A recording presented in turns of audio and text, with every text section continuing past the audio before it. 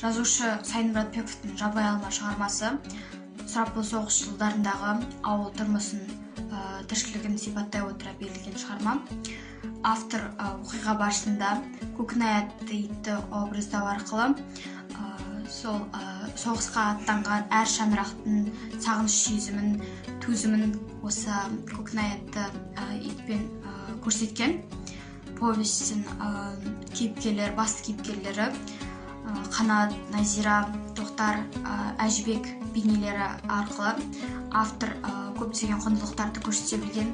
Соның ішінде адалдық, адамгершілік, төзімділік, зұлымдық, надандық секілді қасиеттер. Бұл повестте ерекше көзге түскен Қанат кейіпкері басынан өткен қаншама қиыншылықтарды қарамай, осы қиындықтарға мойымай, алдағы өмірге деген үмітін үзбей, еңбекқорлығын көруге болады. Онымен бірге неміс балалары Петка, Отто, Бәкке секілді балалар осы Қанатпен бірге бір сиырға шөкімдей шөп үшін неге баратын көрсетілген.